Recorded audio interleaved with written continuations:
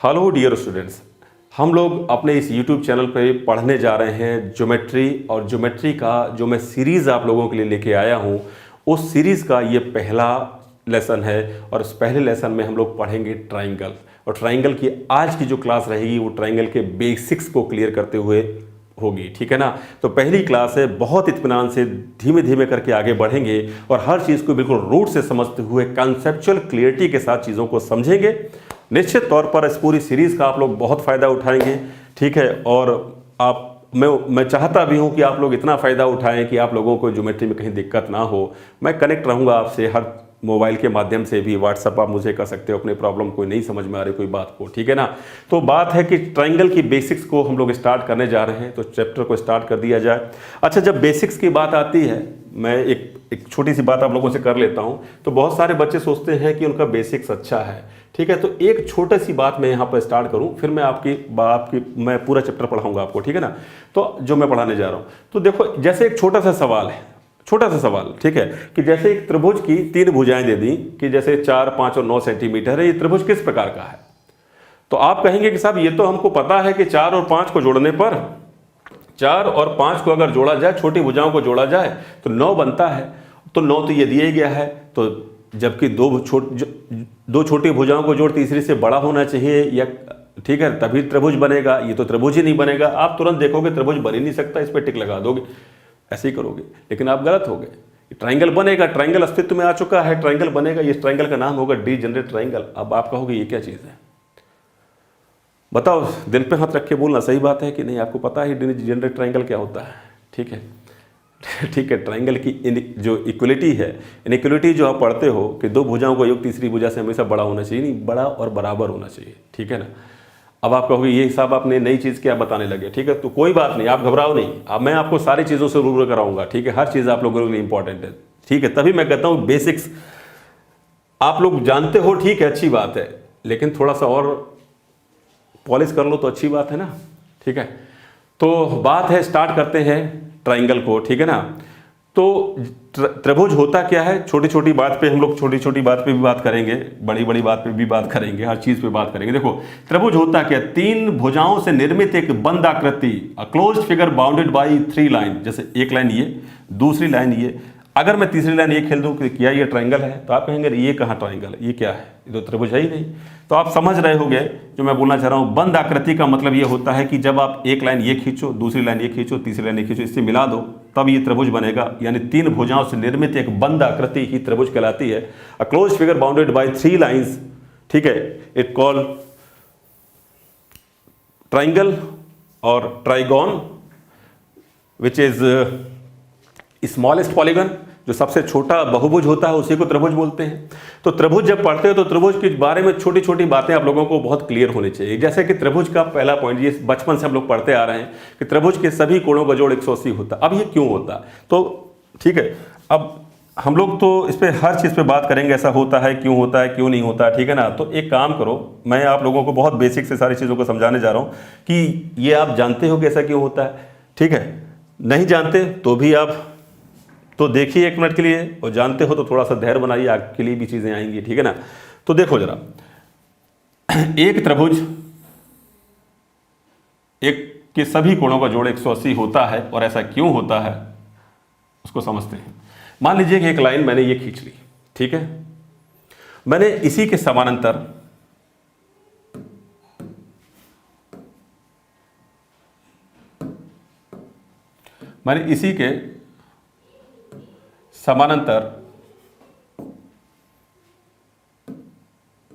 एक दूसरी लाइन खींच ली, सही है।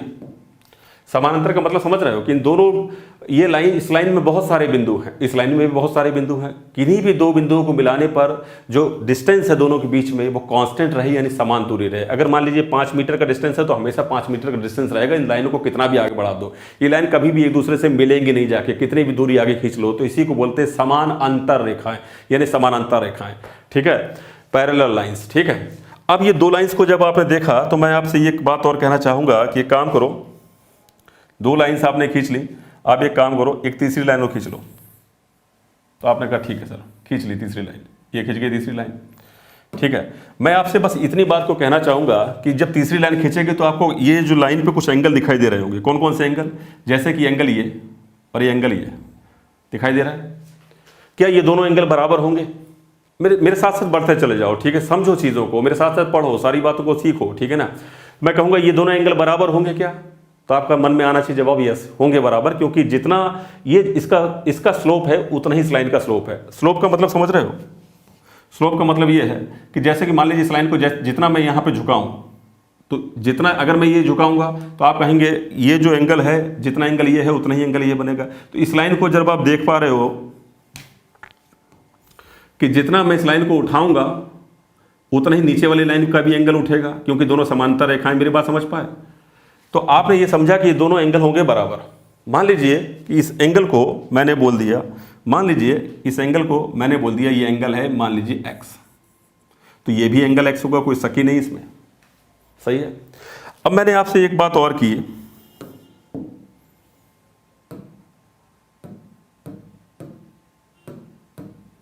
कि ऐसी ही एक और लाइन मैंने खींची यहां पर, तो जो काम x के साथ है, क्या वही काम अगर मैं जो एंगल x जो है पहली लाइन के साथ बना, क्या वैसे ही एंगल ये बनेगा क्या? तो आप कहेंगे यस, ये एंगल मान लीजिए y है तो सेम एंगल ये बनेगा y। कोई दिक्कत है क्या किसी को इसमें? नहीं, ठीक है। अब एक छोटी सी बात यह है कि अगर दो लाइन एक दूसरे को इंटरसेक्ट करती हैं तो ये बनता है, ये एंगल इस एंगल के बराबर होगा क्या? तो आप कहेंगे यस होगा, क्योंकि ये शीर्षाभिमुख कोण है। यहाँ से इन दोनों के शीर्ष जहाँ पे टकराते हैं वो दोनों एंगल आपस में बराबर होते हैं। वर्टिकल अपोजिट एंगल इसी को बोलते हैं, ठीक है ना। तो आप कहेंगे ये कहाँ दिख रहा है? तो मैं कहूँगा कि ये एंगल देखो ये दिख रहा है क्या? तो आप कहेंगे मान लीजिए इस एंगल को Z बोलना है, तो ये एंगल को मान लीजिए Z बोल दिया मैंने। कोई दिक्कत है यहाँ पर? नहीं। तो मैं आप लोगों से जब ये बोलता हूँ कि बताइए कि अगर मैं कोई सीधी रेखा लेता हूँ, एक स्ट्रेट लाइन लेता हूँ, स्ट्रेट लाइन का एंगल कितने डिग्री का होता है? तो आप सभी लोग ये जानते होंगे कि स्ट्रेट लाइन पे बना एंगल 180 डिग्री का होता है। अब मैं पूछता हूँ कि यहाँ पर आपको स्ट्रेट लाइन कहाँ दिखाई दे रही है? तो आप कहेंगे ये सब स्ट्रेट लाइन ही तो है। तो मैंने कहा स्ट्रेट लाइन पर आपको क्या 180 दिखाई दे रहा है? आप कहेंगे 180 नहीं दिखाई दे रहा, लेकिन स्ट्रेट लाइन पर मुझे x + y + z दिखाई दे रहा है। मैंने कहा इसका जोड़ क्या होता? तो आपने कहा स्ट्रेट लाइन पे बना एंगल 180 डिग्री होता। मैंने कहा x + y + z और कहीं आपको दिखाई दे रहा है? तो आप कहेंगे यस दिखाई दे रहा है। अब कहाँ दिखाई दे रहा है? तो ये रहा x, ये रहा y और ये रहा z। यानी यहाँ पर देखा, अगर मैं इसको दिखाऊं आपको, ये बिल्कुल क्लियर तरीके से आपको एक त्रिभुज नजर आ रहा होगा। मान लीजिए ये है, ये B पॉइंट है और ये C पॉइंट है। तो ABC के अंदर आपको ये कुछ एंगल दिखाई दे रहे हैं। त्रिभुज ये क्लियर दिख रहा है ABC, यहाँ पर त्रिभुज ABC की मैं बात कर रहा हूँ। क्या आप इस त्रिभुज के अंदर इस x + y + z को देख पा रहे हो? तो आपने कहा बिल्कुल देख पा रहे हैं, x + y + z। तो यही तो लिखा है x + y + z, इसका जोड़ क्या है? 180। तो त्रिभुज के तीनों कोणों का जोड़ 180 होता है। वो क्यों होता है उसका कारण आपको समझ में आया। अगर मैं इस सारी लाइन को साफ कर देता हूं तो मुझे ABC त्रिभुज दिखाई देगा और x + y + z दिखाई देंगे, जिसका जोड़ मुझे 180 दिखाई देगा। मेरी बात समझ पा रहे हो क्या? बहुत क्लियर तरीके से हम लोगों ने समझा कि त्रिभुज के सभी कोणों का जोड़ 180 होता है। क्यों होता है? अब जब एंगल की बात आ रही है तो त्रिभुज के हम बेसिक्स को पढ़ रहे हैं, तो छोटी सी बात यहाँ पर और समझिए कि अगर कोई त्रिभुज आप खींचते हो, कोई से त्रिभुज आप खींचते हो, जैसे कि ये एक त्रिभुज आपने खींचा। अब इस त्रिभुज के अंदर मुझे बताओ ये जो एंगल है ये अंदर बनने वाले, अभी आपने देखा है कि x + y + z, ये इंटीरियर एंगल बोले जाते हैं। अंदर बनने वाले कोण अंतः कोण है। अगर मैं आपसे पूछूं इसका बाह्य कोण कहाँ है? जैसे ये लिखा है ना कि त्रिभुज का बाह्य कोण बराबर विपरीत आंतरिक कोणों का योग। ये आपने पढ़ा होगा, रट्टा मारा, रट्टा नहीं मारना, हर चीज को समझना क्यों होता है, तो समझो जरा। तो ये हो गए इसके आंतरिक कोण, इंटीरियर एंगल। आप कहेंगे कि बाह्य कोण कहाँ है? तो बाह्य कोण का मतलब ही है, एक्सटीरियर का मतलब ही कि बाहर बनने वाला, बाहर एंगल बनता कैसे है? तो त्रिभुज के जो तीन कोण, तीन शीर्ष होते हैं, जैसे कि ABC ये 3 शीर्ष हैं, किसी भी एक शीर्ष को पकड़ लीजिए। मान लीजिए C को पकड़ लेता हूं मैं, ये लाइन जैसे ही जा रही थी उसी लाइन को सीधे आगे स्ट्रेट वे में बढ़ा देता हूं। ठीक है, तो ये लाइन, ये वाली जो रेखा है AC, वो ये एंगल बना रही हो, AC इस लाइन के साथ ये वाला एंगल बना रही है। तो ये हो गया आपके पास एक्सटीरियर एंगल। क्या हो गया? Exterior angle.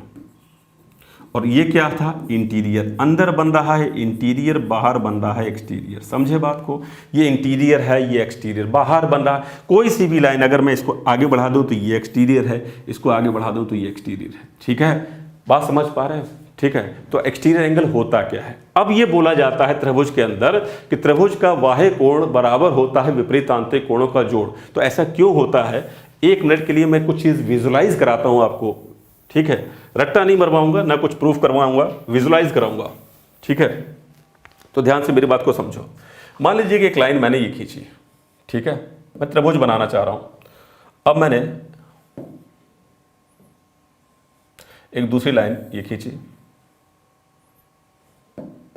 और तीसरी लाइन ये खींची। ठीक है, इस लाइन को मैंने आगे बढ़ा दिया। आपने कहा ठीक है सर, बढ़ा दिया तो अच्छी बात है। हमने कहा ठीक है, बढ़ा तो दिया, मुझे एक्सटीरियर एंगल की बात करनी भैया, एक्सटीरियर एंगल मुझे दिखाना पड़ेगा। तो एक्सटीरियर एंगल के लिए मैंने कहा एक्सटीरियर यानी बाह्य कोण क्या बना, तो आपने कहा ये बना। ठीक है, अब बात जो लिखा है ना, त्रिभुज के बाह्य कोण बराबर विपरीत आंतरिक कोणों का जोड़। मान लीजिए ये ए है, ये बी है और ये सी पॉइंट था और ये डी पॉइंट है। ठीक है, ये बोल रहा है कि बाह्य कोण बराबर विपरीत आंतरिक। अब इसका विपरीत कौन सा है? एंगल ए है और एंगल बी है, यानी ये जो एंगल है वो ए प्लस बी के बराबर होगा। ठीक है, अब ऐसा क्यों होता है तो मैं आपको विजुलाइज कराऊंगा क्लियरिटी से। आपको ए प्लस बी इधर नजर आएंगे, वो कैसे नजर आएंगे तो समझो जरा, देखो जरा, 1 मिनट की बात है, 1 मिनट की बात है, समझो।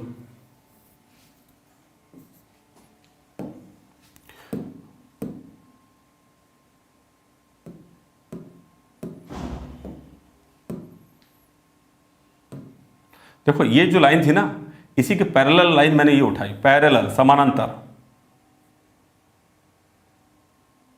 सही है, इसके समानांतर पे एक लाइन यहां पे रख दी आगे। अब एक चीज देखना, बड़ा गौर से देखना, बहुत इत्मीनान से, आराम से जो मैं बोल रहा हूं। मुझे ये बताओ कि जितना एंगल ये है इसी के समांतर ये रेखा थी, क्या उतना ही एंगल ये रहेगा? तो आप कहेंगे बिल्कुल रहेगा। तो मैंने कहा ये एंगल क्या रहेगा? तो आपने कहा जितना ये है, मान लीजिए एंगल बी है, तो आपने कहा ये एंगल बी रहेगा। सही है बात। और एक चीज मैं कहता हूं कि जितना एंगल, क्योंकि ये लाइन इसके समानांतर है और ये है बीच में एक ट्रांसवर्सल तिरछी रेखा। कभी भी 2 समांतर रेखाएं हो और एक तिरछी रेखा जब आप खींचते हो तो आप कहोगे ये वाला जो एंगल होता है वो इस एंगल के बराबर होता है, क्योंकि जितना कोण ये है उतना तो ये रहेगा और जितना ये है उतना ही ये हो जाता है, और जितना ये है ये इसके बराबर है और ये इसके बराबर है, अर्थात ये वाला एंगल इसके बराबर होता है। तो सेम चीज़ ये है, ये दोनों समानांतर रेखाएं हैं, ये एक तिरछी रेखा इसमें खींची गई, जितना एंगल ये है क्या उतना ही एंगल ये रहेगा? तो आपने कहा रहेगा। तो क्या आपको ये चीज़ दिखाई दी यहाँ पर कि a प्लस बी का टोटल ये दिख रहा है? तो बाह्य कोण बराबर विपरीत आंतरिक कोणों का जोड़ ये होता है। ये हमने यहाँ पर बड़ी आसानी से विजुलाइज किया। ये पॉइंट आप लोगों को क्लियर हुआ क्या? बहुत अच्छी तरह से समझ में आया? ठीक है, ठीक है। तो बात यह कि ज्योमेट्री को देखना पड़ेगा आपको हर फिगर में उसको ऑब्जर्व करना पड़ेगा, फिगर्स आपको बनाने पड़ेंगे, कभी कभी फिगर मिसिंग होगा, आपको समझना पड़ेगा। तो हर चीज को ये ऑब्जर्वेशन से चीजों आपकी मजबूत बनेगी। ठीक है, रट्टाफिकेशन नहीं होना चाहिए ज्योमेट्री में। ठीक है ना, तो समझिए सारी चीज को। इसलिए हर चीज को जैसे लेके चल रहा हूं मैं, बहुत धीरे धीरे छोटी छोटी बात से स्टार्ट तो कीजिए चीजें। देखिए तो अभी जो हम लोग करने जा रहे हैं इस यूट्यूब पर, ठीक है, देखो कितना मजा आएगा आप लोगों को। ठीक है, एक भी पॉइंट नहीं छूटेगा।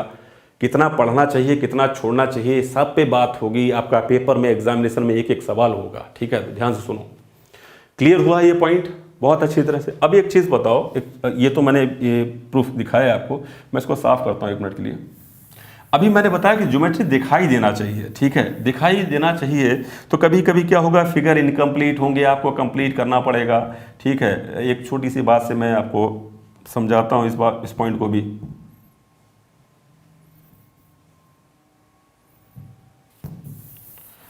ठीक है, तो अभी जो बात बताई गई वो बहुत क्लियर है। ठीक है, अब एक छोटी सी बात मैं यहीं पे आप लोगों से पूछूं कि एक बात बताओ कि जैसे कि एक त्रिभुज है,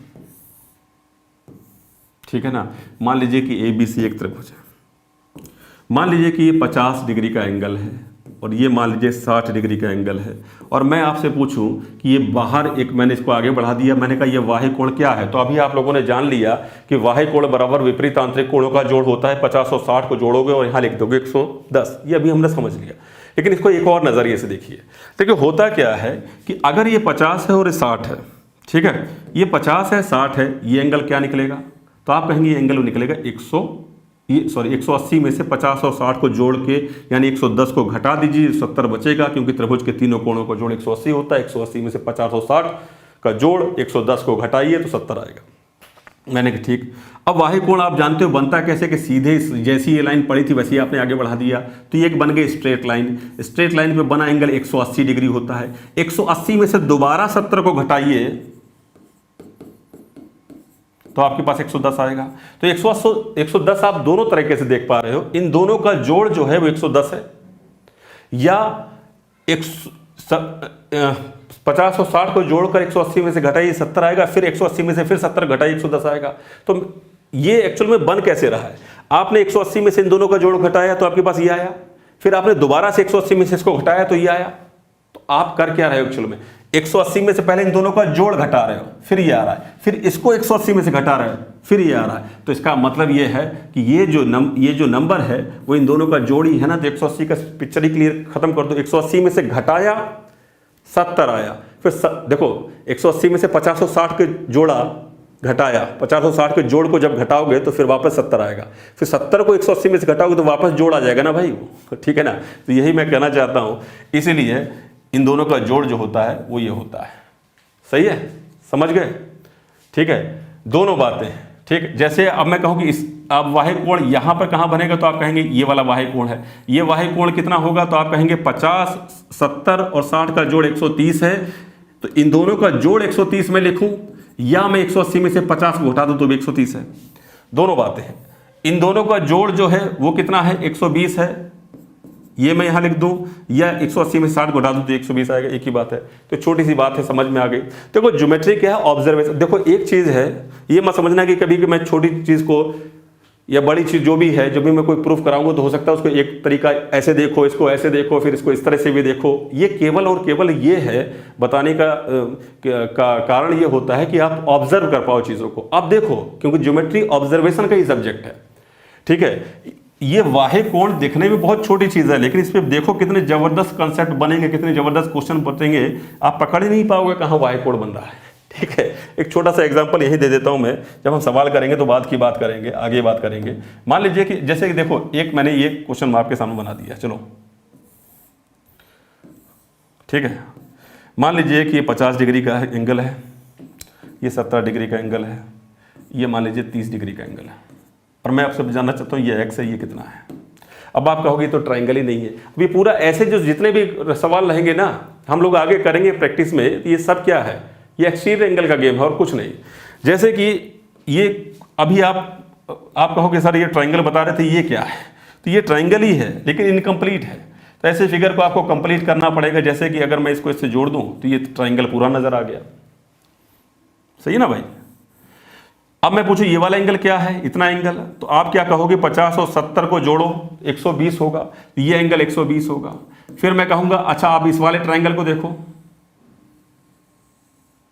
पूरा ट्राइंगल है क्या, जिसमें ये एंगल 120 है और ये एंगल 30 है, तो इन दोनों का जोड़ ये x होगा, तो x क्या होगा, 120 प्लस 30, 150, ठीक है। तो अभी घबराना नहीं, अगर कोई बच्चा तो कहेगा ये क्या अभी सवाल करने लगे, ठीक है, तो ऐसा मत घबराना कि हम लोग बहुत चीज़ों को समझेंगे, बहुत अच्छी चीज़ें भी करेंगे। तो आप बात, एक छोटी सी बात मैंने आपको सिखाई यहाँ पर, मतलब एक्सटीरियर एंगल का बहुत बड़ा उपयोग हो सकता है, ठीक है। ऐसे सवाल आते हैं जहाँ पे हम लोग पकड़ भी नहीं पाते एक्सटीरियर एंगल कहाँ, एक्सटीरियर एंगल का ही पूरे गेम से बहुत बड़े बड़े सवाल हो रहे हैं, ठीक है ना।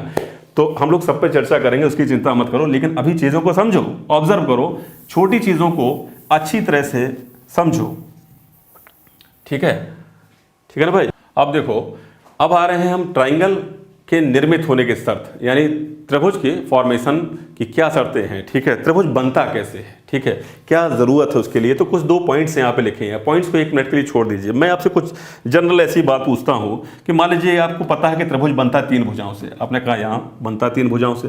मैंने कहा एक काम करो, मैंने आपको कुछ साइड देता हूँ, मैंने देता हूँ 2 सेंटीमीटर की एक साइड, दूसरी 4 सेंटीमीटर की एक साइड, और तीसरी एक 7 सेंटीमीटर की साइड देता हूँ। मैंने कहता हूँ कि आप इसे ट्राइंगल बनाइए पहले, ठीक है। तो आप क्या करेंगे, आप इन साइड्स को लेकर 7 सेंटीमीटर की साइड आपने ऐसे ही बिछा दी, ठीक है।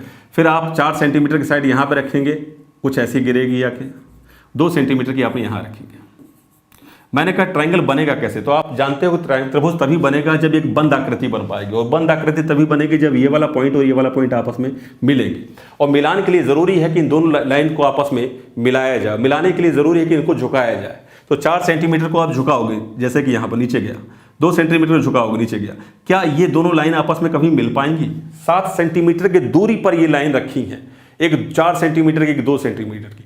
आप इसको झुकाने मिलाने के लिए झुकाते गए झुकाते गए झुकाते गए, लेकिन आपने ये देखा कि 4 सेंटीमीटर पूरा झुक के इस लाइन के ऊपर भी आ गया, ये बन गया 4 सेंटीमीटर, ये रहेगी 4, और ये पूरी यहाँ पर इस लाइन पे भी आ गई, ये 2 सेंटीमीटर रह गई। लेकिन फिर भी इन दोनों के बीच में गैप रहा, ये मिल ही नहीं पाए, और इससे ज़्यादा पॉसिबिलिटी है ही नहीं। आपने बिल्कुल झुका के तीसरी लाइन के ऊपर रख दिया, लेकिन फिर भी गैप रहा इन दोनों के बीच में, मिल नहीं पाए, क्योंकि आप देखा ये पूरा 7 सेंटीमीटर है, ये 4 सेंटीमीटर आगे बढ़ पाया, ये 2 सेंटीमीटर आगे बढ़ पाया, अर्थात कुल मिला के 6 सेंटीमीटर, 1 सेंटीमीटर का गैप फिर भी रह गया, मिल ही नहीं पाई, ठीक है। अब मैं आपसे कहा, आपने कहा ये त्रिभुज नहीं बना साहब। मैंने कहा एक काम करो, ये 3 सेंटीमीटर की एक लाइन लो, और 4 सेंटीमीटर की एक लाइन लो, और 7 सेंटीमीटर की एक लाइन लो, अब बनाओ जाके त्रिभुज। तो आपने कहा बिल्कुल ट्राई करते हैं। आपने 7 सेंटीमीटर फिर खींचा, 4 सेंटीमीटर ये रखा, 3 सेंटीमीटर यहां से ले गए, ठीक है। आपने इन दोनों को मिलाया, मिलाने के क्रम में होगा क्या, इसको थोड़ा छोटा कर दें देख समझने के लिए। मिलाने के क्रम में होगा क्या, ये 4 सेंटीमीटर है, ये 3 सेंटीमीटर है। आपने इसको झुकाते गए, लेकर इस पॉइंट पर ले आए, 3 पर, 4 को झुकाते गए, इस पॉइंट पर ले आए। आपने ये देखा 3 और 4 7, पूरा 4 सेंटीमीटर ये रहा, ये, और यहां से देखा तो 3 सेंटीमीटर ये आके और इस जगह पर ये मिल गए, यानी एक स्ट्रेट लाइन पर मिल गए आके। और जब ये मिले, 3 और 7 का जो जोड़ है वो 3 और 4 का जोड़ 7 के बराबर हो गया, झुकाते गए, लेकिन कहाँ मिले, जाके एक स्ट्रेट लाइन पर मिले। जब ये लाइन स्ट्रेट मिल तो गए, ये दोनों पॉइंट, हमको ये जरूरी था ये दोनों पॉइंट मिल जाएंगे तो हम जानते हैं कि त्रिभुज बन जाएगा। लेकिन ये मिले कहाँ जाके, ये मिले तो कुछ ऐसी आकृति बन गई, एक सीधी रेखा बन गई। मेरी बात समझे, जैसे कि 3 सेंटीमीटर की 7 सेंटीमीटर की एक लाइन पड़ी हुई थी, उसके ऊपर 4 सेंटीमीटर ये आया इधर से, और उधर से मान लीजिए 3 सेंटीमीटर ये आया, और मिल गए। मिलने के बाद आपने देखा बना तो एक स्ट्रेट लाइन, एक सीधी रेखा। लेकिन अभी हम लोगों ने एक चीज को पकड़ा था कि त्रिभुज के ऊपर वाले जो मिलाने की कंडीशन, ये दोनों पॉइंट मिल जाएंगे तो त्रिभुज बन जाएगा। तो अब क्या ये त्रिभुज है? मिलाने की तो बात थी, मिल तो गए लेकिन एक स्ट्रेट लाइन पर मिले, क्या ये त्रिभुज है?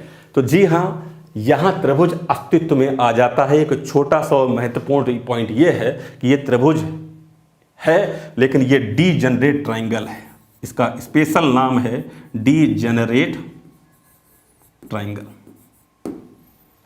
ठीक है। हम लोग प्रायः नॉन डीजेनरेट ट्राइंगल के बारे में पढ़ते हैं, प्रायः क्या 100% नॉन डीजेनरेट ट्राइंगल के बारे में पढ़ते हैं, लेकिन हमको पता होना चाहिए कि त्रिभुज अस्तित्व में आ जाता है, भले ही वो स्ट्रेट लाइन बनाए।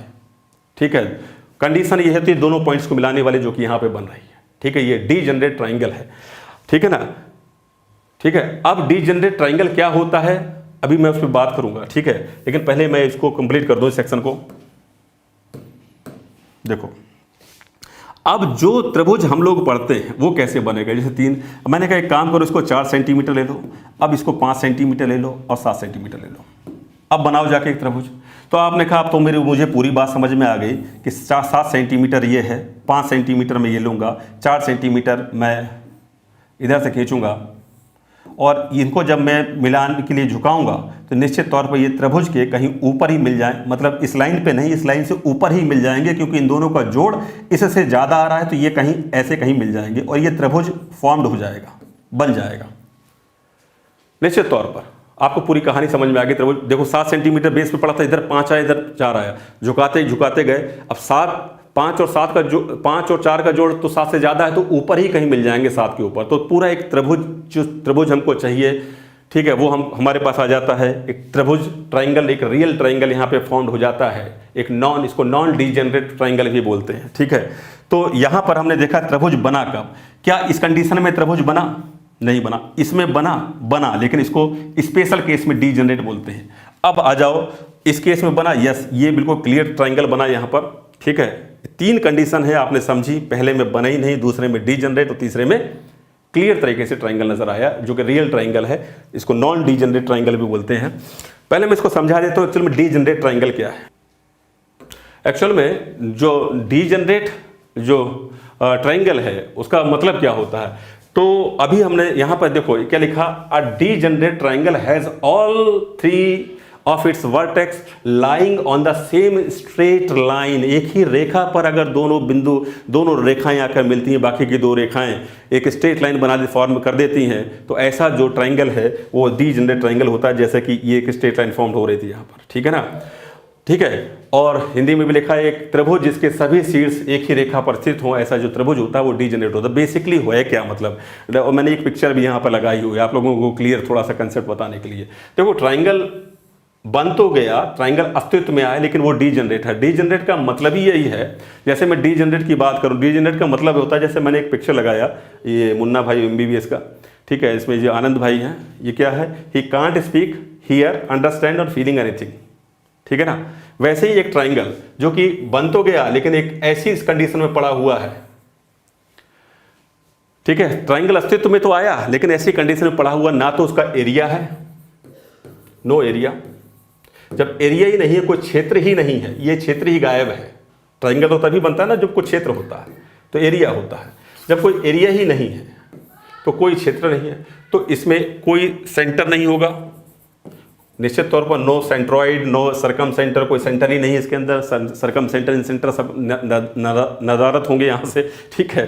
तो बात ये है, तो इस प्रकार का त्रिभुज अस्तित्व में आया, लेकिन इसी प्रकार के त्रिभुज को बोलते हैं ये है हमारे किसी काम का नहीं, ना तो उसमें क्षेत्रफल है, ना कुछ कर सकते हैं इसका, ठीक है। इस वजह से इसको डीजेनरेट ट्राइंगल बोल सकते हैं। जैसा कि ये मानव, ये अस्तित्व में तो है, लेकिन ना कुछ, ये कुछ भी नहीं कर सकता। He can't speak, here, understand anything else, ठीक है ना। तो यहाँ पर लिखा है डीजेनरेट ट्राइंगल की डेफिनेशन, आप समझ पाए।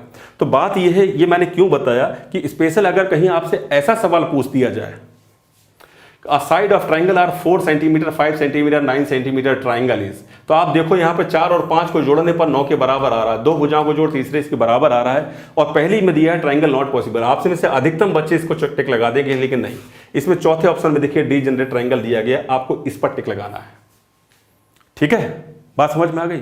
अब मैं आगे बढ़ूं और वापस चलते हैं, उस जो पॉइंट्स यहाँ पर लिखे हुए थे इनको समझने की कोशिश करते हैं। ये वाला पॉइंट, ये क्या है, तो हमने देखा कि ट्राइंगल जो बना वो तीसरी कंडीशन में नॉन डीजेनरेट ट्राइंगल, जिसके बारे में हम लोग पढ़ते हैं रियल ट्राइंगल, वास्तविक अस्तित्व का ट्राइंगल यही होता है, बाकी इनसे और इससे नहीं बन पा रहा। हम लोग जनरली किताबों में ये पढ़ते हैं the sum of 2 sides of triangle is always greater than the third side. जब ये होता है तो त्रिभुज बनता है, जो कि आप इस प्रकार, इसमें देखो यहां पर 4 और 5 को जोड़ा, 7 से बड़ा आया, बन गया त्रिभुज।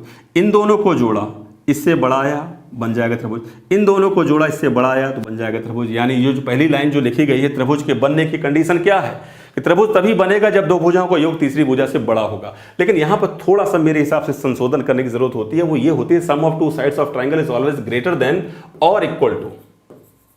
ये इक्वल टू क्यों बताया, क्योंकि मैंने एक आपको स्पेशल चीज बताई, यहां पर 2 भुजाओं का योग हमेशा तीसरी भुजा से ज्यादा या बराबर। बराबर की क्या बात है, कि बराबर केवल एक कंडीशन है, बराबर की केवल एक कंडीशन है डीजेनरेट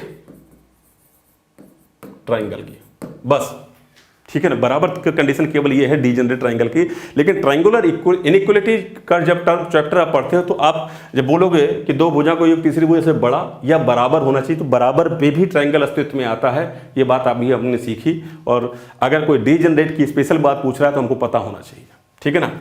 तो खैर, जो रियल ट्राइंगल और जो हम लोग जनरली पढ़ते हैं वो नॉन डीजेनरेट ट्राइंगल ही पढ़ते हैं। तो इसी वजह से हम लोग, आप लिखना चाहो तो यहाँ लिखो, sum of two sides of triangle is always greater than और इक्वल टू। वो बात जो यहाँ पर लिखी गई ये बिल्कुल सही बात है, आप इसको ऐसे ही लिख सकते हो, ठीक है ना। और मैंने आपको क्लियर तरीके से, बहुत क्लियर तरीके से बताया, कभी इसमें गलत कंफ्यूजन मत क्रिएट करना दिमाग में। बराबर की केवल और केवल एक कंडीशन है कि एक स्ट्रेट लाइन बन जाएगी, एक सीधी रेखा में तीनों लाइन्स आ जाएंगी, और वो कंडीशन में ट्राइंगल अस्तित्व में आएगा। लेकिन वो डीजेनरेट ट्राइंगल होगा, उसका एरिया कुछ नहीं होगा, ठीक है ना। लेकिन उस पर्टिकुलर ट्राइंगल को कुछ नाम होता है, उसको डीजेनरेट ट्राइंगल बोलते हैं, ठीक है, सही है। तो ये जो बराबर में आया ये डीजेनरेट की कंडीशन, इसमें तो ट्राइंगल बनेगा नहीं, ठीक है। ये डीजेनरेट ट्राइंगल, ये है आपका रियल ट्राइंगल जिसके बारे में हम लोग पढ़ते हैं। तो ये कब बना, जब आपने देखा कि जैसे इसी एग्जाम्पल को ले लें, 7 जैसे आपने नीचे बिछाया था, बनने की पूरी फॉर्मेशन को आपने पढ़ा, 7 को ज़मीन पे बिछाया, फिर 5 ऊपर रखा, 4 इधर रखा, फिर झुकाते गए, क्योंकि हम जानते हैं कि 5 और 4 का जो जोड़ है, ये जो 5 है और 4 का जो जोड़ है वो 7 से ज़्यादा है, तो निश्चित तौर पे 7 के ऊपर ही कहीं मिल जाएंगे तो त्रिभुज बन जाएगा। तो हमने ये देखा कि दो भुजाओं का जोड़ तीसरी से ज़्यादा बड़ा होना चाहिए तो त्रिभुज बन जाएगा। इसके अलावा इसके साथ साथ एक और बात चलती है, वो ये है कि दो भुजाओं का जोड़ हमेशा तीसरी भुजा से ज़्यादा होना चाहिए और दो भुजाओं का अंतर हमेशा तीसरी भुजा से कम होना चाहिए, ये भी बात है। इसी एग्जाम्पल को ले लो, जैसे बना कब था, जैसे 7, 4, जैसे 4 और 5 के केस में त्रिभुज बन गया था, तो दो भुजाओं का अंतर हमेशा तीसरी भुजा से बड़ा होना चाहिए, त्रिभुज बन जाएगा। अब देखो कैसे, आप इन दोनों का अंतर देखो जोड़ तो है इन दोनों का इससे बड़ा, ठीक है, इन दोनों का इससे बड़ा और इन दोनों का इससे बड़ा, कोई भी दो भुजाएं जोड़ो तीसरी भुजा से बड़ी आ रही है तो त्रिभुज बन गया। और साथ साथ दो भुजाओं का अंतर की बात करो, अंतर की बात करोगे, इन दोनों का अंतर क्या, 1 तीसरी से कम है यानी 7 से कम है। इन दोनों का अंतर क्या, 3, क्या अंतर, 3 5 से कम है। इन दोनों का अंतर क्या, 2 4 से कम है। दो भुजाओं का अंतर भी तीसरी भुजा से छोटा होना चाहिए। तो कंडीशन क्या है नॉन डीजेनरेट ट्राइंगल बनने की या रियल ट्राइंगल बनने की, ठीक है, तो क्या है, दो भुजाओं का जोड़ हमेशा तीसरी भुजा से बड़ा होना चाहिए और दो भुजाओं का अंतर हमेशा तीसरी भुजा से कम होना चाहिए। क्या बोला, दो भुजाओं का जोड़ हमेशा तीसरी भुजा से बड़ा होना चाहिए और दो भुजाओं का जोड़ हमेशा तीसरी भुजा से छोटा होना चाहिए। आई होप ये पूरी बात आपको बहुत अच्छी तरह से समझ में आई होगी। मैं आगे बढ़ता हूं और इस पे हमने बात कर ली। चलिए बताइए, क्या ये त्रिभुज बनेगा? एक त्रिभुज की भुजाएं 3 सेंटीमीटर, 4 सेंटीमीटर और 9 सेंटीमीटर है। ये त्रिभुज किस प्रकार का है, कुछ नाम लिखे। क्या बनेगा, नहीं बनेगा, क्योंकि इसमें चौथा ऑप्शन है नॉट पॉसिबल। तो आप देखो जरा, क्या ये बनेगा?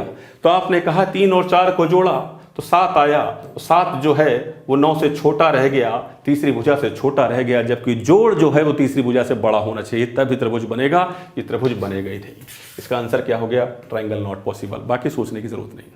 कोई से भी साइड लो यार, अपने मन से करके देखना, कुछ भी नंबर ले लो। मैंने ले लिए 7, 9 और 15। क्या ये त्रिभुज बनेगा? आपने कहा इन दोनों का जोड़ देखा कितना आया, 16 15 से बड़ा बन गया। मैंने कहा बोलो 8 है 15, 8 है 5 है, 8 है 5 है 10 है। क्या ये त्रिभुज बनेगा? आपने देखा इन दोनों का जोड़ इससे बड़ा है, त्रिभुज बन जाएगा। मैंने कहा 4 है 5 है 10 है, क्या ये त्रिभुज बनेगा? तो आपने कहा इन दोनों का जोड़ इससे छोटा है, त्रिभुज नहीं बनेगा, क्योंकि ये लाइन ऊपर ही मिल ही नहीं पाएंगी। ठीक है, बराबर होता तो स्ट्रेट लाइन बना देती। मिलने के लिए जरूरी है कि जोड़ जो है दो छोटी भुजाओं को तीसरी भुजा से बड़ा होना चाहिए। ठीक है, क्लियर है पॉइंट? चलो आगे बढ़ें। तो यहां तक हमने समझा कि ट्राइंगल बनता कब है और कब नहीं बनता, अभी हमने इतना ही सीखा। आगे देखो, टाइप ऑफ ट्राइंगल की बात करते हैं। त्रिभुज होता कितने प्रकार का है? ठीक है, तो पहला त्रिभुज 2 प्रकार का होता है। पहला भुजाओं के आधार पर और दूसरा होता है कोण के आधार पर। एंगल बेस्ड ट्राइंगल और कोण बेस्ड ट्राइंगल। दो प्रकार के त्रिभुज होते हैं। भुजाओं के आधार पर त्रिभुज तीन प्रकार का है, जो कि एक्यूट एंगल ट्राइंगल।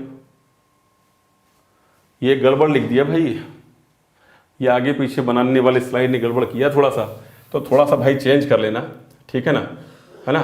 ये एंगल बेस्ड ट्राइंगल तो ये लिखे हैं और साइड बेस्ड ट्राइंगल ये लिखे हैं, ठीक है। ये थोड़ा सा ये स्लाइड को आगे पीछे हो गया है, बाई मिस्टेक, इसको ऐसा समझ लो। तो ये एंगल बेस्ड है, ठीक है ना, एंगल बेस्ड।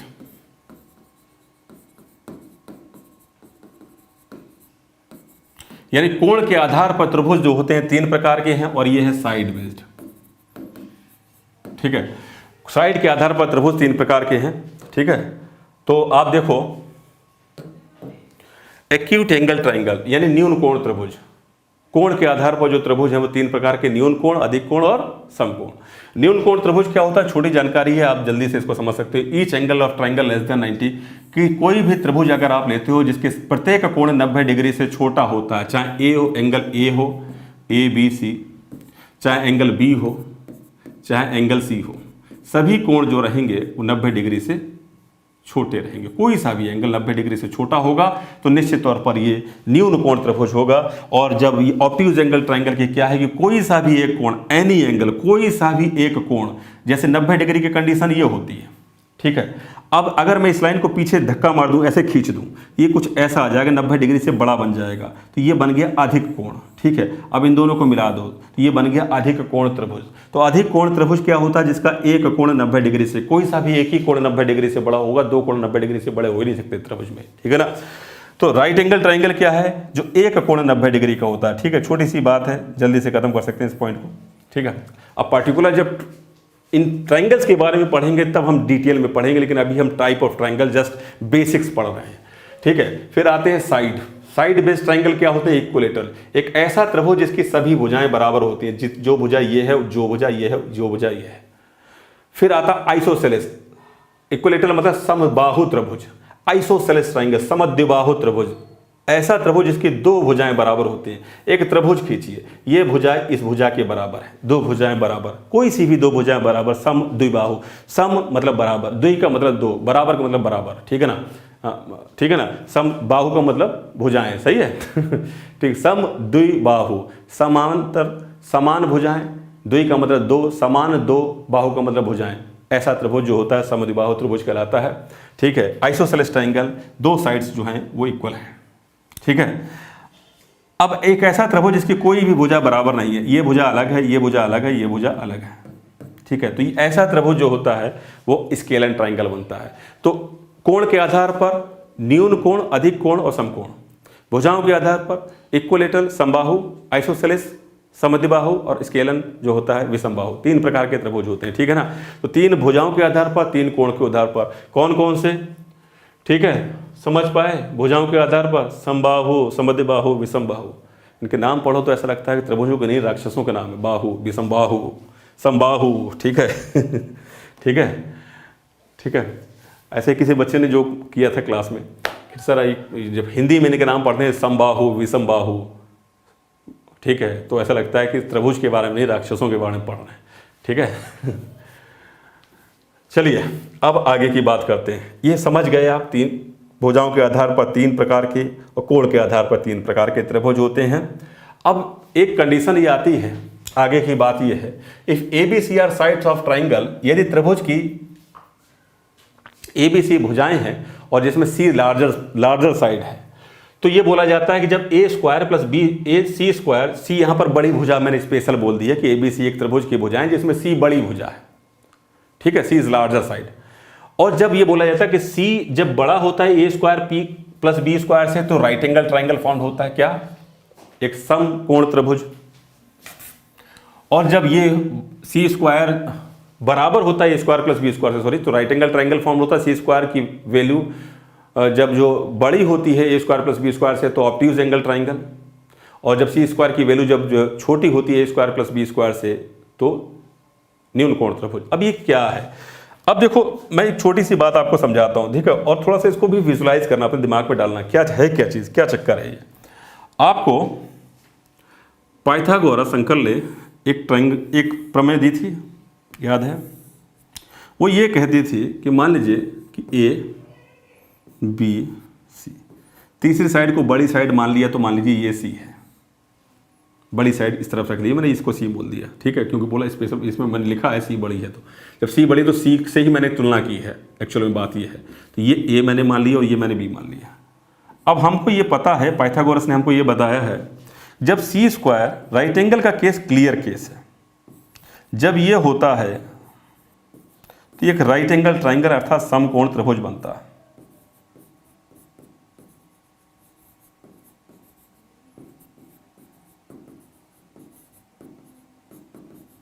सही है, पहली बात, यही बात यहां लिखी है, ये पाइथागोरस का रिजल्ट है, ए स्क्वायर प्लस बी स्क्वायर। दूसरी बात यह है कि अब इस चीज को, ये बड़ा हो गया है, सी स्क्वायर अगर बड़ा हो जाए ए स्क्वायर प्लस बी स्क्वायर से, सी अधिक कोण त्रिभुज बन जाता है। अब इसको कैसे प्रूफ किया जाए? तो प्रूफ करने के बहुत सारे तरीके हैं, ठीक है, मैं आपको प्रैक्टिकल वे से समझाना चाहता हूँ, ठीक है। आप मेरी बात को विजुलाइज करें तो आपको ऐसी ही बात समझ में आ जाएगी, ठीक है। इसको विजुलाइज करेंगे, इसकी ये फंक्शन देखोगे तो किताबों में कोसाइन रूल से इसको बताया गया। तो अभी मैंने बेसिक ज्योमेट्री स्टार्ट किया, ट्राइंगल की छोटी बात से स्टार्ट किया, मैं कोसाइन रूल लेकर ये मैं पहले ही लेक्चर में बताने लग जाऊँ आपको, तो फिर आपका दिल भी टूट जाएगा कि सर बेसिक बता के ये क्या पढ़ाने लगे, ठीक है। तो मैं आपको बिल्कुल प्रैक्टिकल वे में विजुलाइज करा देता हूँ, ठीक है ना। अब देखो, पहले लेक्चर में बहुत चीज़ें आसान हैं और आसानी से आप लोग समझ रहे होंगे।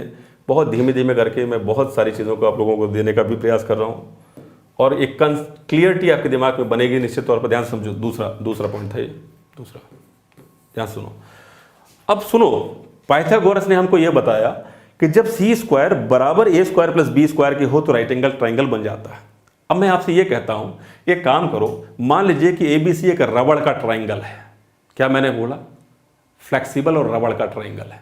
मान लीजिए आपने सी स्क्वायर तीन लाइन से बनके एक ट्राइंगल बनाया, आपने मैं ये कहता हूं कि सी, एक काम करो, इस लाइन को बाहर खींच लो। आपने बाहर खींच ली, निकाल ली, ठीक है। आपके पास ये ए है, ये बी है और सी आपके पास, मैंने कहा बाहर खींच ली, आप बाहर निकाल लो उससे, ठीक है, निकाल ली।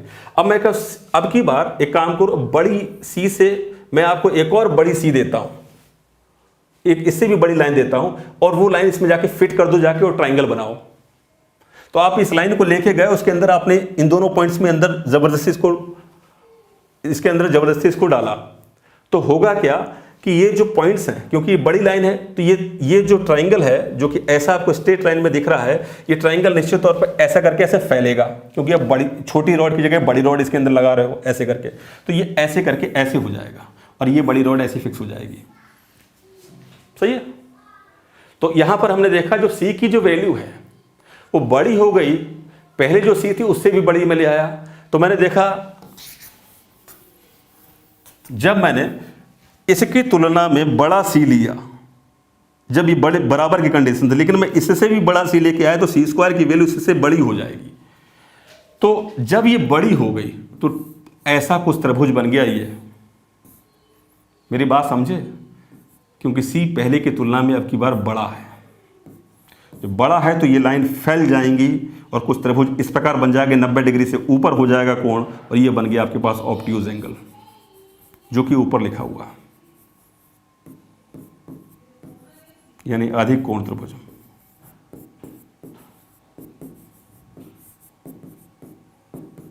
सही है। ये कंडीशन क्या है? सी स्क्वायर बड़ा है ए स्क्वायर प्लस बी स्क्वायर से, ठीक है ना। ये ऑब्ट्यूज एंगल ट्राइंगल की कंडीशन, अधिक कोण त्रिभुज।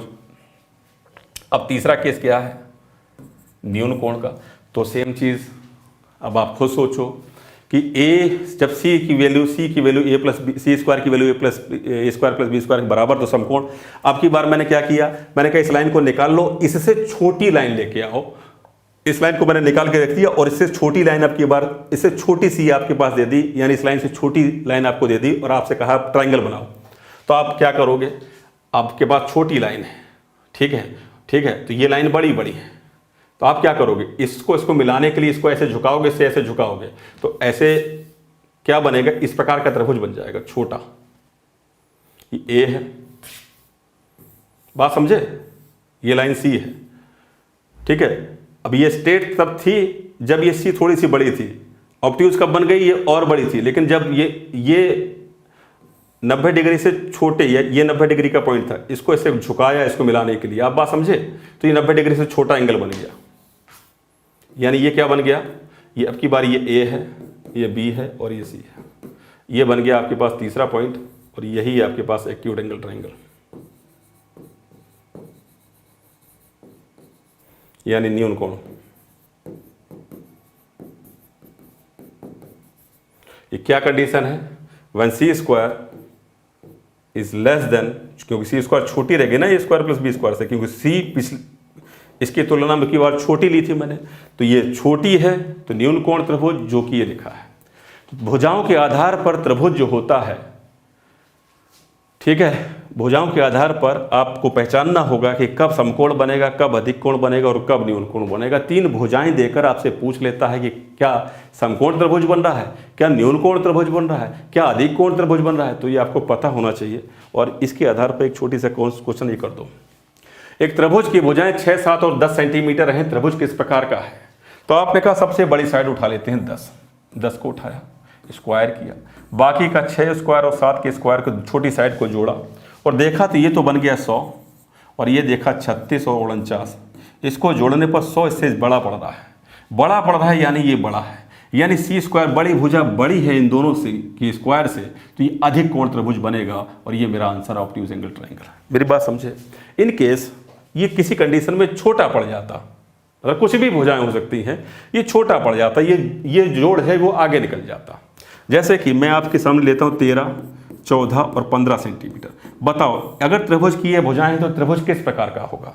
तो आप कहेंगे बड़ी भुजा का जोड़ देखा, ठीक है, आपने कहा छोटी भुजा का जोड़ देखा और बड़ी उससे बड़ी भुजा का जोड़ देखा, आपने कहा ये 225 आया, ये 169 आया, ये 196 आया। आपने देखा कि इन दोनों का जोड़ूंगा तो इससे बड़ा निकल जाएगा, यानी जो सबसे बड़ी भुजा का वर्ग इससे छोटा पड़ गया, आपकी बार छोटा पड़ गया तो ये कैसा त्रिभुज बन जाएगा, ये न्यून कोण बन जाएगा। कैसा बन जाएगा, एक्यूट एंगल, यानी न्यून कोण त्रिभुज। मेरी बात समझ पाए, समझे बात को, क्लियर है, छोटी सी बात है। और इन केस अगर मैं आपके सामने साइड लेता हूं 5, 12 और 13, अब कैसा त्रिभुज है, तो आपने देखा सबसे बड़ी भुजा उठा लीजिए 13 का, इसका वर्ग कीजिए, 5 का वर्ग कीजिए और बाकी। अब क्या यहाँ देखा 169 आया, यहाँ देखा 25 आया, यहाँ देखा 144 आया, मैंने देखा ये 169 है, मैंने इधर भी देखा ये भी 169 है, अर्थात बराबर है। बराबर है तो क्या है, राइट एंगल ट्रायंगल। छोटी सी बात है, आप बात समझ गए होंगे। कहानी क्या है, ये कंडीशन क्या है, अधिक कोण ऑब्ट्यूज की, अधिक कोण की, ये न्यून कोण की और समकोण की, ठीक है ना, सही है इतनी बात। लेकिन इससे पहले भी एक बात हमने सीखी कि त्रिभुज बनेगा भी कि नहीं बनेगा, ठीक है, वो भी देख लेना चाहिए, ठीक है। वो तब देखना चाहिए जब ऑप्शन में ऐसा कुछ हो कि त्रिभुज संभव नहीं है, तो आप देख लो जो भुजाएं देगी उसे बन भी रहा है कि नहीं बन रहा है, कि फालतू में ऐसे करे जा रहे हो, ठीक है, सही है। मान लो आपके सामने ऑप्शन दे दिए कि 3, 4 और 9 से त्रिभुज बनाइए, बताइए किस प्रकार का त्रिभुज है। आपने देखा नहीं, आपने कहा 9 का स्क्वायर इन दोनों के स्क्वायर से बड़ा पड़ रहा है, अधिक कोण है, और आपने ये नहीं देखा कि इन दोनों का जोड़ इससे छोटा पड़ रहा है, त्रिभुज बनेगा ही नहीं। तो कहने का मतलब जब नहीं बनेगा तो ऑप्शन में होगा कि नहीं बनेगा, कि बनेगा, ठीक है।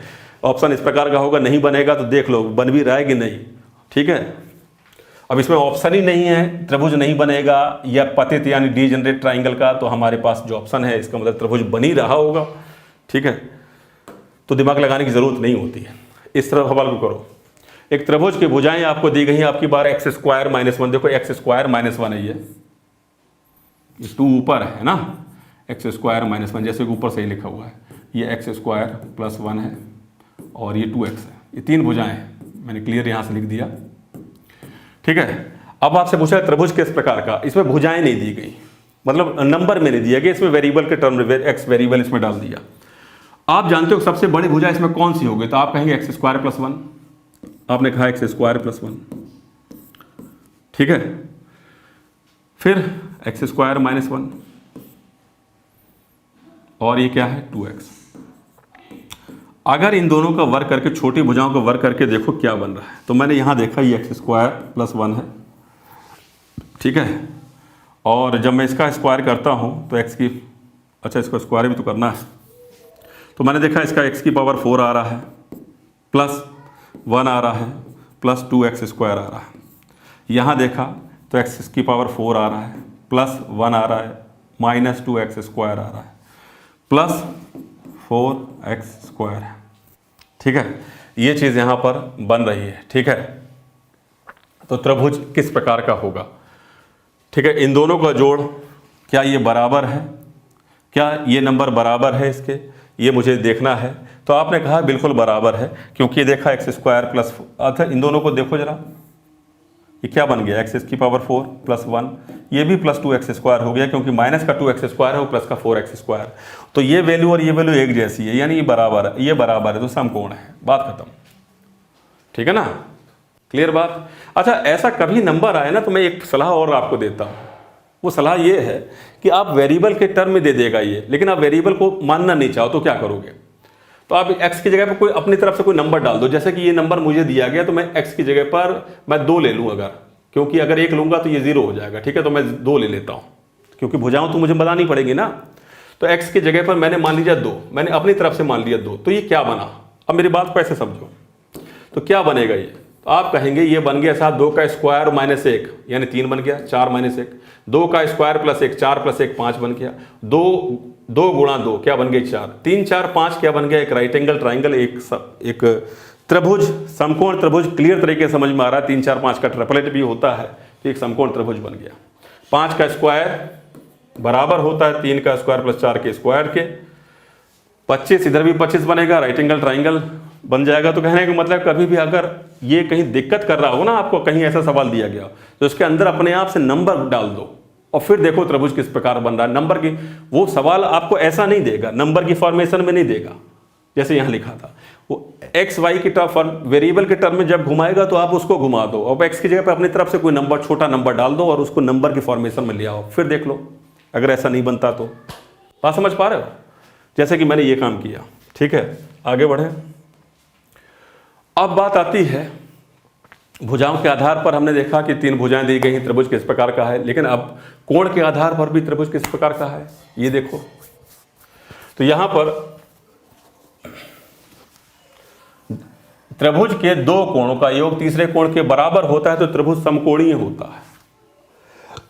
निश्चित तौर पर समकोण त्रिभुज में एक कोण 90 डिग्री का होता है, तो निश्चित तौर पर त्रिभुज के सभी कोणों का जोड़ 180 होता है। जब सभी कोणों का जोड़ 180 होता है तो इन दोनों का जोड़, जो बाकी 2 बचे, इनका जोड़ भी 90 ही होना चाहिए। तो क्या डेफिनेशन है कि जब 2 कोणों का जोड़ तीसरे कोण के बराबर आए, और केवल वो राइट एंगल ट्राइंगल ही की कंडीशन में हो सकता है, बाकी नहीं होगा। ठीक है, तो 2 कोणों का योग अगर तीसरे कोण के बराबर आए, जैसा कि यहां पर, तो त्रिभुज समकोण हो गया, क्योंकि एक 90 डिग्री तो आपने फिक्स कर दिया, तो बाकी के 2 बचे जो एंगल है उसका जोड़ भी 90 डिग्री होगा। तो 2 कोणों का जोड़, 2 कोणों का जोड़ या 2 छोटे कोणों का जोड़ तीसरे कोण के बराबर आए तो वो त्रिभुज समकोण त्रिभुज होता है, जैसे कि यहाँ पे लिखा हुआ है the sum of 2 angle of triangle equal to the third angle then the triangle is right angle triangle. समझ में आ गई होगी बात। दूसरे पॉइंट में बोला है कि 2 कोणों का जोड़ तीसरे कोण से छोटा होता है तो अधिक कोण त्रिभुज बनता है। ठीक है, और ये कब होगा? ये केवल इस कंडीशन में होगा। मान लीजिए कि एक त्रिभुज मैंने बनाया और ये मान लीजिए 110 डिग्री का एंगल है, ये मान लीजिए कि 50 डिग्री का एंगल है, तो 110 और 50 160 हो गया, तो ये 20 डिग्री का बचा। अब इन दोनों का जो जोड़ है वो तीसरे से छोटा पड़ गया, तो कैसा हो गया? अधिक कोण त्रिभुज हो गया। ठीक है, यानी निश्चित तौर पर जब एक एंगल 90 डिग्री से बड़ा ही निकल गया तो बाकी का 2 कोण का जोड़ 90 डिग्री से छोटा ही होगा। ठीक है, ठीक है, तो वो एक तो 90 से ऊपर है और 2 बाकी को दोनों जोड़ने पर 90 से छोटे पड़ गए, तो निश्चित तौर पर जो बड़ा वाला एंगल है उसका जोड़ 2 छोटे एंगल से बड़ा हो गया। जब बड़ा हो गया तो अधिक कोण त्रिभुज बन गया। ठीक है ना, यही बात है। अब ये देखो, त्रिभुज के 2 कोणों का योग यदि तीसरे कोण से बड़ा होता है तो त्रिभुज न्यून कोणीय होता है। कोई से भी 2 कोण, जैसे कि एक त्रिभुज मैंने बनाया यहाँ पर, अब आप इसके एंगल मान लो ये 50 डिग्री है, मान लो ये 60 डिग्री है और मान लो ये 70 डिग्री है, एक त्रिभुज बन गया। अब कोई से भी 2 कोण जोड़िए, जैसे इन दोनों को जोड़ूं 50 और 60 को तो 70 से बड़ा, 70 और 60 को जोड़ूं तो 50 से बड़ा, 50 और 60 को जोड़ूं तो 60 से 50 और 70 को जोड़ूं तो 60 से बड़ा। कोई से भी दो कोण अगर तीसरे कोण से बड़े निकल जाते हैं, त्रिभुज क्या है? न्यून कोण त्रिभुज बनता है। ऐसा कोण त्रिभुज होता है, न्यून कोणीय त्रिभुज होता है। बात समझ में आ गई? ठीक है, छोटी सी बात थी। कोण के आधार पर त्रिभुज क्या है? 3 प्रकार के। ठीक है, आपने देखा और किस तरह से डिफाइन करते हैं। एक छोटी सी बात और यहाँ पे समझ लेना कि एक त्रिभुज जब फॉर्मेशन होती है तो उसमें जितना बड़ा एंगल होता है उसके सामने वाली भुजा उतनी ही बड़ी होती है। ठीक है, जैसे कि मैं ये एग्जांपल लेता हूँ, इसी एग्जांपल को, जैसे 50 डिग्री है, एक 60 डिग्री है और 70 डिग्री है, और मैंने ये ABC एक त्रिभुज बनाया। मैंने कहा कौन सी साइड बड़ी होगी? AB बड़ी होगी, BC बड़ी होगी, CA बड़ी होगी। तो आपने कहा 70 डिग्री ये है, AB सबसे बड़ी साइड होगी, BC से भी बड़ी होगी, AC से भी बड़ी होगी। उसका कारण केवल ये है कि भाई एंगल कैसे बनता है। मान लीजिए कि ये एंगल बन रहा है ऐसे ऐसे करके, ये 90 डिग्री एंगल है। अब जितना एंगल का फैलाव कम होगा, अब त्रिभुज बनाने के लिए क्या होगा कि इसको इस वाले पॉइंट को इस वाले पॉइंट को मिलाना पड़ेगा, त्रिभुज बनेगा। अब जितना फैलाव कम होगा तो भुजा छोटी होगी, जितना फैलाव बड़ा होगा तो इन दोनों को मिलाने के लिए उतनी बड़ी भुजा हो जाएगी। बस इतनी सी बात है। तो कहने का मतलब ये है कि जब आप ऐसे देखो कि जब इन दोनों के बीच में जितनी दूरी आप रखोगे उतना ही एंगल बढ़ जाएगा, यानी फैलाव बढ़ जाएगा कंपैरेटिवली इसके। और दूरी रखोगे तो और फैलाव बढ़ जाएगा, और बड़ा एंगल हो गया। और दूरी रखोगे तो और फैलाव बढ़ जाएगा, और बड़ा एंगल हो गया। मेरी बात समझे? तो जितना बड़ा एंगल उसके सामने वाली भुजा उतनी ही बड़ी होती है। ये बात समझ गए? चलिए आगे बढ़ा जाए। चलिए आगे देखिए, इस सवाल को देखिए क्या बोलता है कि भाई एक त्रिभुज का प्रत्येक कोण दूसरे कोण के योग दूसरे दो कोणों के योग से कम है तो त्रिभुज किस प्रकार का होगा? जब कोई एंगल है वो अगले दो कोणों के योग से कम पड़ रहा है, कम है ना, कम है, तो त्रिभुज किस प्रकार का होगा? निश्चित तौर पर क्या होगा? न्यून कोण त्रिभुज होगा। अभी समझा हमने। ठीक है, कोई सा भी न्यून कोण त्रिभुज हो सकता है। ठीक है, यानी एक्यूट एंगल ट्राइंगल लेस है ना। अच्छा, एक यदि त्रिभुज का एक कोण दूसरे दो कोणों के योग से अधिक है, मोर देन हो गया, तो कैसा हो गया? ऑब्ट्यूज एंगल ट्राइंगल, अधिक कोण त्रिभुज हो गया। आगे देखो, एक त्रिभुज के कोणों का अनुपात 17, 23 और 51 है। त्रिभुज किस प्रकार का होगा? ये अनुपात में दे दिया गया। हम सभी जानते हैं कि त्रिभुज के सभी कोणों का जो जोड़ होता है वो 180 डिग्री होता है। अगर 180 को इस अनुपात में तोड़ा जाए तो आपको पता लग जाएगा ये एंगल कितना है, ये एंगल कितना है। यानी 180 का कितना भाग पहले वाले के पास गया, 180 का कितना भाग दूसरे वाले के पास जाएगा, 180 का कितना भाग तीसरे वाले के पास जाएगा। तो निश्चित तौर पर अगर मैं यहां पर ये देखता हूं, और ये चीज हम जानते हैं कि कब अधिक कोण की कंडीशन, कब समकोण की कंडीशन होती है, तो हम ये देखते हैं कि इन जैसे ये अनुपात मुझे दिया गया है, तो इन दोनों को अगर मैं जोड़ता हूं 17 और 23 को, तो मैं देख रहा हूं ये 40 हो रहा है। तो ये तीसरे एंगल से यानी 51 से छोटा पड़ रहा है। यानी 40 के हिस्से में 180, अब दोनों का जोड़ यानी एंगल के एक ट्रायंगल के जो दो एंगल हैं उसके जोड़ में 180 का कुछ भाग गया और एक भाग 180 का 51 के पास रहा। तो 51 के पास रहने वाला भाग ज्यादा है तो निश्चित तौर पर जो एक एंगल है वो बाकी के दो एंगल से बड़ा पड़ गया तो बन गया अधिक कोण त्रिभुज। बात इतनी खत्म, समझे बात को। 180 का ही जो है वो डिस्ट्रीब्यूशन होना है इन तीनों में, ठीक है। अब ये किस अनुपात में होगा, कितना डिग्री में जाएगा, करेक्ट में तो पूरे मतलब इंटीजर पार्ट में जाएगा नहीं, पॉइंट्स में जाएगा, ठीक है। कि 17 और 23, 40 और 51 यूनिट बराबर क्या है 180, तो 1 यूनिट बराबर 180/51, तो पॉइंट्स में आया। फिर 17 यूनिट की वैल्यू क्या, 23 की यूनिट की वैल्यू क्या, वो निकालने की जरूरत नहीं है। आप केवल इतनी बात से समझ लो कि 180 का कुछ भाग गया 17 के पास, कुछ भाग गया 23 के पास, कुछ भाग गया 51 के पास। निश्चित तौर पर जो भाग ज्यादा बड़ा है उसके पास ज्यादा भाग 180 का पहुंच जाएगा। तो कंपैरेटिवली हमने देखा दो छोटे एंगल को जोड़ा, उसके हिस्से में 180 का भाग जाएगा, यानी इसके 40 भाग रहे और इसके पास 51 भाग कुल मिलाकर है। तो 180 का अगर डिस्ट्रीब्यूशन होगा तो इस एंगल के पास इन दोनों की तुलना में ज्यादा पहुंच जाएगा, यानी ये एंगल बड़ा निकल जाएगा इन दोनों की तुलना में, ठीक है। तो इन दोनों के जोड़ से बड़ा एंगल निकल गया तो अधिक कोण त्रिभुज बन गया। यही बात समझाई गई थी, छोटी सी बात है, ठीक है ना। और इनकेस कम निकल गया, ये इन दोनों का जोड़ जो है इससे कम था तो अधिक कोण। अगर ये वाला बड़ा वाला चीज जो है, बड़े वाला जो एंगल अभी आप बोल रहे हो, अगर ये छोटा पड़ गया तो न्यून कोण बन गया, बात खत्म। तो जैसे ही बस इतनी बात यहाँ पकड़ लो, इन दोनों का जोड़ देखा, इससे छोटा, ये वाला जो बड़ा वाला है इन दोनों के जोड़ से छोटा पड़ गया, यानी जो इन दोनों के पास जो है इसका ज्यादा 180 का ज्यादा हिस्सा पहुंच जाएगा और इसके पास कम रह जाएगा। इन दोनों यानी दो एंगल के जोड़ से कम रह गया तीसरे वाले के पास, जिसको आप बड़ा बोल रहे थे, वो बड़ा नहीं रह गया एक्चुअली में। ठीक है, एंगल तो बड़ा है लेकिन इनके जोड़ से जो है वो छोटा हो गया। ठीक है, तो ये क्या कंडीशन जो है आपके पास न्यून कोण की। तो आपको सिंपल सी इतनी बात देखनी है, ये आपके पास जो एंगल दिए गए आगे से यही देखना कि छोटे वालों को जोड़ देखो, इससे छोटा इससे बड़ा निकल जाए तो न्यून कोण बनेगा, और इन दोनों का जो जोड़ देखो इससे अगर छोटा निकल जाए तो अधिक कोण बनेगा, क्योंकि इस कंडीशन में ये अधिक कोण बड़ा एंगल बना रहा होगा। ठीक है, अब इस कंडीशन में एंगल तो ये बड़ा बनेगा लेकिन ये 90 से ऊपर नहीं निकल पाएगा, क्योंकि 90 बनाने के लिए एग्जैक्ट 180 का आधा भाग इधर जाना चाहिए और आधा भाग इधर जाना चाहिए, तब 90 डिग्री का एक एंगल बनेगा। ठीक है, लेकिन आधा डिस्ट्रीब्यूट नहीं हो रहा, आधे से ज़्यादा इधर पहुंच जा रहा है, तो इसके हिस्से में 90 डिग्री से छोटा मान रह गया। ये 90 डिग्री से छोटा हो गया, जिसको आप सबसे बड़ा बोल रहे थे, तो न्यून कोण त्रिभुज बन गया। इतनी सी बात है। सही है,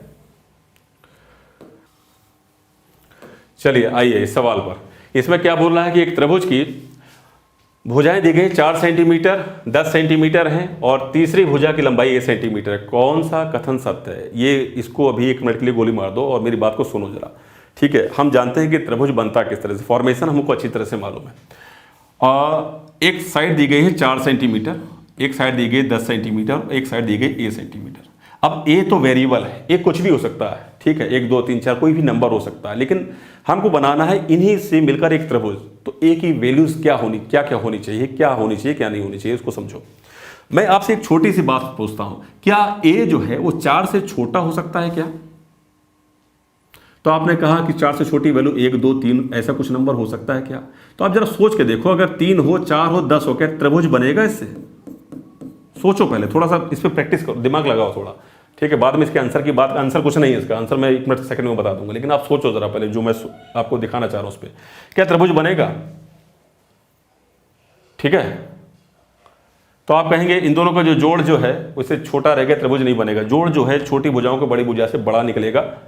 जब तीनों साइड दी गई तो बड़ी भुजा को बेस माना कीजिए, तीनों को चेक करने की जरूरत नहीं होती है कि ये इससे बड़ा, इससे बड़ा, इससे बड़ा, ऐसा नहीं। जब तीनों साइड दी गई तो बड़ी भुजा को बेस मान लो और बाकी 2 भुजाओं को जोड़ो, उससे बड़ा निकल गया तो त्रिभुज उसके ऊपर मिल जाएगा, मतलब भुजाएं ऊपर मिल जाएंगी, बात खत्म हो जाएगा, त्रिभुज बन जाएगा। तो इन दोनों का जोड़ 10 से छोटा हो गया, त्रिभुज नहीं बनेगा यहाँ पर। ठीक है, तो अगर मैं मान लो 4 ही रख लेता हूँ ये को, कि 4 4 10 से बनेगा, 4 और 4 को जोड़ा 8, 8 10 से छोटा पड़ गया, त्रिभुज नहीं बनेगा। तो ए कहाँ रखना चाहिए? ए निश्चित तौर पर 4 और 10 के बीच में कहीं हो सकता है क्या? इन दोनों के बीच में कहीं आ सकता है? तो जरा देखो, जब इन दोनों के बीच में आएगा उस कंडीशन में 10 सबसे बड़ी साइड हो जाएगी। तो 4 मैंने, ये तो फिक्स्ड है, अब ए ये है, तो निश्चित तौर पर इन दोनों का जोड़ इससे बड़ा होना चाहिए।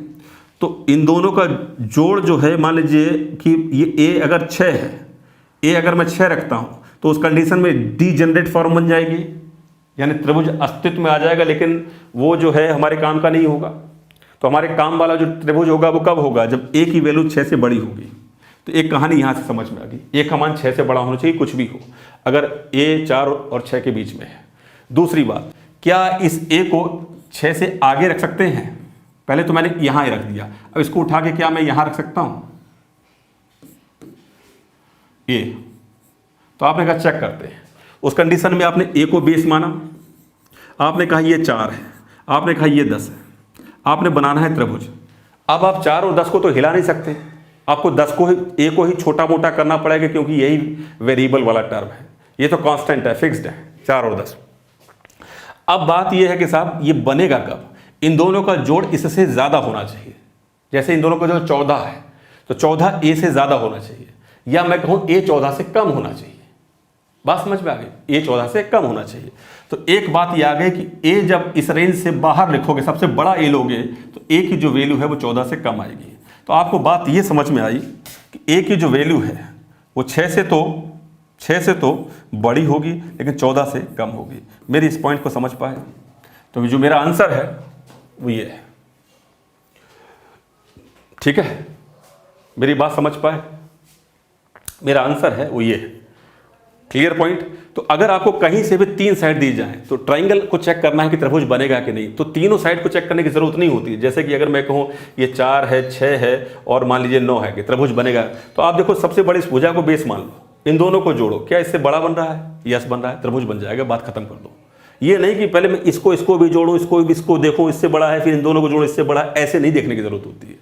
सबसे बड़ी साइड को बेस मानो, और जैसा कि मैंने आपको स्टार्टिंग में बताया था कि ऐसे सोचो, सबसे बड़ी साइड को बिछा दो, उसके ऊपर बनाओ। बात समझ में आ रही है? Clear point. चलो ठीक है। अब ये पूरी बात अगर आपको समझ में आ गई हो तो इस सवाल को पता कैसे करना होता है। इस सवाल को बस ऐसे ही करना होता है, खत्म करना होता है। वो ऐसे करना होता है, एक त्रिभुज के 2 भुजाएं 4 सेंटीमीटर और 10 है। पूरी कहानी आपको समझ में आ गई। जब समझ में आ गई तो उसको 1 मिनट के लिए छोड़ दो, सब बात को जो मैं अब बोल रहा हूं उसको समझो। 4 और 6 का डिफरेंस देखो 6, एक वैल्यू आ गई 6। 4 और 6 को जोड़ो उसके आगे 14, एक वैल्यू आगे 14। ये ए जो है ना भाई साहब, वो इसी रेंज में घूमेगा, 6 और 14 के। बात खत्म। इतने से पॉइंट पे आप लोग इन दोनों का अंतर देखो 6, इन दोनों का जोड़ देखो 14, इस पर टिक लगा दो, बात खत्म। इस पे बीच में रहेगा, ठीक है। अब यहां से कुछ अच्छे लेवल के सवाल स्टार्ट हो जाते हैं और कुछ अच्छे कंसेप्ट स्टार्ट हो जाते हैं कि जैसे कि आपको एक त्रिभुज की 3 भुजाएं देकर, ये तो आपको पता लग गया कि कब आपको पहचानना है कि त्रिभुज किस प्रकार का है, वो आप पहचान लोगे। लेकिन कभी ये पूछ देगा कि एक पेरीमीटर दे देगा, परिमाप दे देगा, पेरीमीटर, और एक पेरीमीटर मान लीजिए परिमाप दे दिया कि 50 सेंटीमीटर, एक त्रिभुज का परिमाप 50 सेंटीमीटर है। तो अब त्रिभुज जो है कितने प्रकार का त्रिभुज बन सकता है? एक परिमाप, या मैं बोलूँ एक परिमाप जो है 50, परिमाप समझते हो ना, टोटल एक लाइन की लेंथ 50 सेंटीमीटर है। अब आप इसको तोड़ मोड़ के कितने ट्राइंगल बना सकते हो, ठीक है। और इन त्रिभुजों में भी आप कितने समबाहु बना सकते हो, कितने समद्विबाहु बना सकते हो, कितने आप समकोण त्रिभुज बना सकते हो। बहुत सारी बातें हैं भी सब सिखाने को। तो ये एक अलग सेक्शन है, इसका लेवल थोड़ा सा इससे ऊपर रहेगा, ठीक है। तो अभी आप केवल इतनी बात को यहीं पे खत्म करो जितना हमने सीखा। आगे कुछ है क्या? आगे दूसरे टाइप के सवाल स्टार्ट हो रहे हैं, ठीक है। तो आज की क्लास को यहीं पे विराम देते हैं। और जितनी बातें आज समझाई गई, आज मैंने बहुत बेसिक से सारी चीज़ों को समझाया, ठीक है। अगर आपने पूरी बात को सुना है, समझा है, अपने तरीके से कॉपी पर नोट कीजिए, चीज़ों को समझिए, वीडियो को देखिए, पॉज कीजिए, लिखिए, ठीक है। जो नहीं समझ में आ रही बात तो मेरे नंबर पे मुझे मैसेज भी कर सकते हो, ठीक है ना, मेल आईडी पर मेल कर सकते हो, ठीक है, जो भी है। तो आज के इस लेक्चर में मैं इतने रखूँगा। ट्राइंगल का एक और बेसिक पार्ट दूंगा मैं कल के वीडियो लेक्चर में, ठीक है। तो अभी इतना ही रखिए, मिलेंगे आगे वाले कल के लेक्चर में और धीरे धीरे करके चीज़ों को आगे बढ़ाएंगे। देखिए कितनी चीज़ें सरल होती चली जाएंगी आप लोगों के लिए, लेकिन एक तरीके से लिखते चले जाइए अपने कॉपी पर। फिर देखिए जब ये कंप्लीट होगा, मतलब कोई सा भी जैसे ट्राइंगल स्टार्ट किया, ट्राइंगल कंप्लीट होगा तो आपके पास सब कुछ होगा, ठीक है ना। चलिए आज के इस लेक्चर में इतने रखूँगा, मिलूंगा आपसे नेक्स्ट लेक्चर में। Take care, thank you.